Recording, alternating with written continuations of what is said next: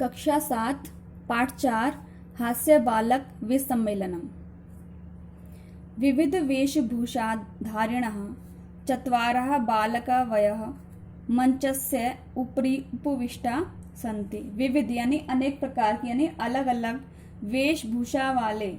वेशभूषा धारण किए हुए, चत्वार मीन्स 4 बाल कवि मंच के ऊपर बैठे, उपविष्टा है यानी बैठे हैं। अध यानी नीचे, अधः श्रोतारः हास्य कविता श्रवणाय उत्सुकाः सन्ति कोलाहलं च कुर्वन्ति। नीचे अनेक श्रोता हास्य कविता सुनने के लिए, श्रवणाय यानी सुनने के लिए उत्सुक हैं। कोलाहलम च कुर्वन्ति और च मीन्स और शोर कर रहे हैं। संचालक महोदय आते हैं और बोलते हैं, अलम कोलाहलेन, अलम यानी बस शोर करना बंद करें। अध परम हर्षस्य अवसरः यतः अस्मिन्नः कवि सम्मेलने काव्यान्तराः कालः प्रकाश्य भारतस्य हास्य कविता धुरन्धराः समागताः सन्ति। अलम यानी आज, अलम मीन्स बस शोर करना बंद करे। अध यानी आज परम हर्षस्य अवसरः बहुत ही खुशी का अवसर है। अस्मिन् कवि सम्मेलनम यानी इस कवि सम्मेलन में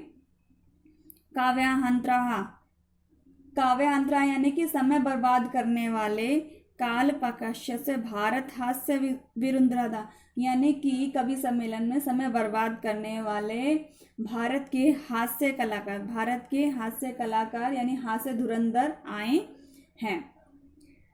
एहि करतल ध्वनिना वयम एतासाम स्वागतम कुर्मः।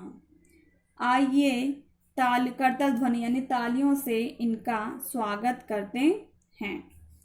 गजाधर आते हैं, सबसे पहले गजाधर आते हैं और बोलते हैं, सर्वे भयो और रसिके भयो नमो नमः यानी सभी नीरस जनों को मेरा नमस्कार। प्रथम तावता अहम आधुनिकम वैद्यम, प्रथम यानी सबसे पहले, मैं आधुनिक वैद्यम यानी चिकित्सक,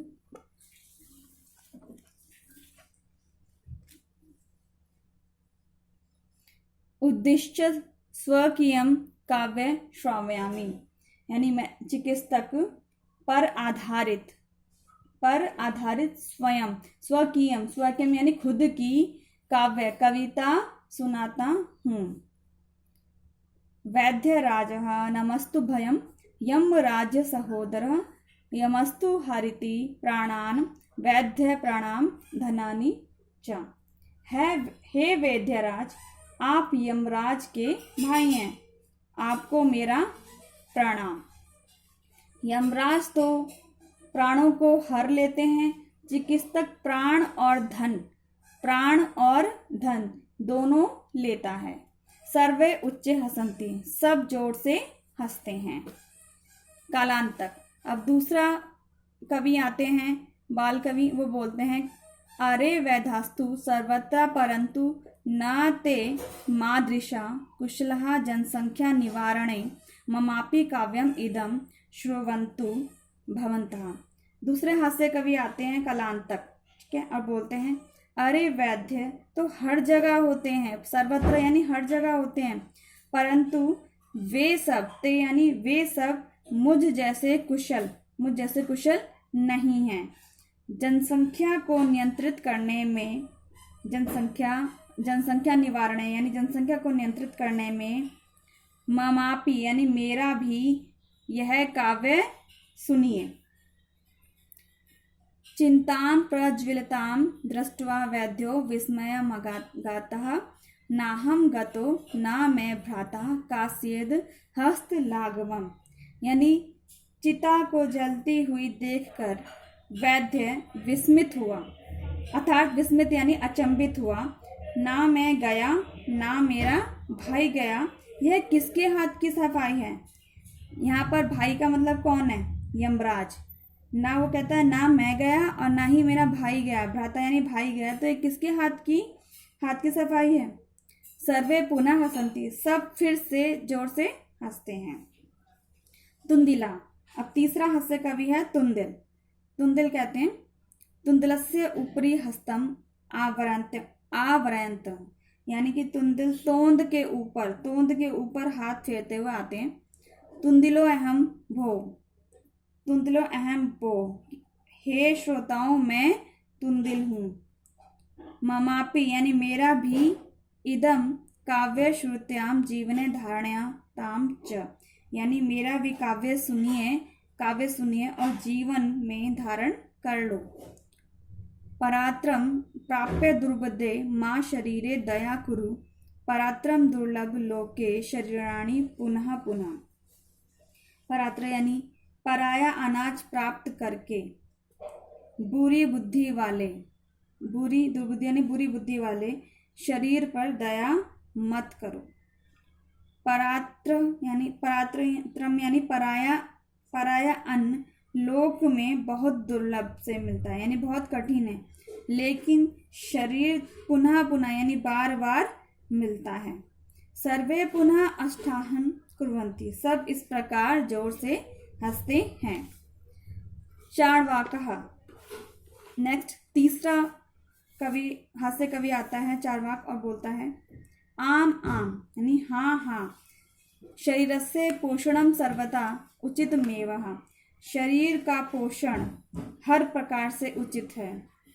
यदि धनम नास्ति, यदि धन नहीं है, तदा ऋणम कतमावापि पौष्टिका पदार्थ एवं भोक्तव्य, यदि धन नहीं है तब ऋण यानी कर्जा लेकर भी पौष्टिक पदार्थ ही खाने चाहिए, भोक्तव्य यानी खाने चाहिए।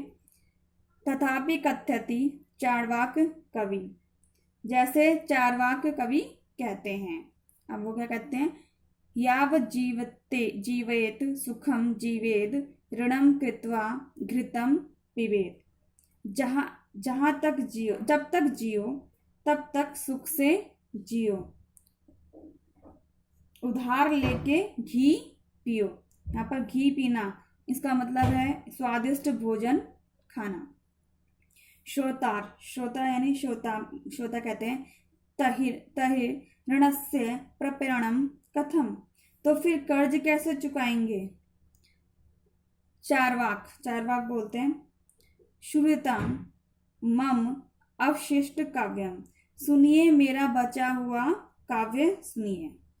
घृतम पीत्वा श्रम कृत्वा ऋणम प्रत्यप्रयेत जना, घृत्वा यानी घी पीकर यानी स्वादिष्ट भोजन खाकर मेहनत करके, श्रम यानी मेहनत करके कर्ज मनुष्य को लौटा दीजिए।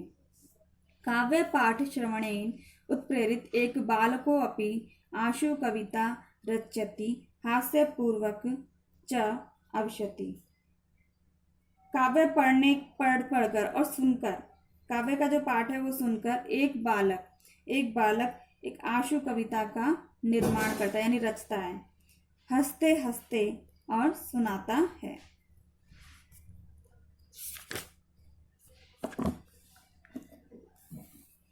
बालक बोलता है श्रूयताम भो, सुनो ममापि काव्यम, मेरा भी काव्य सुनिए।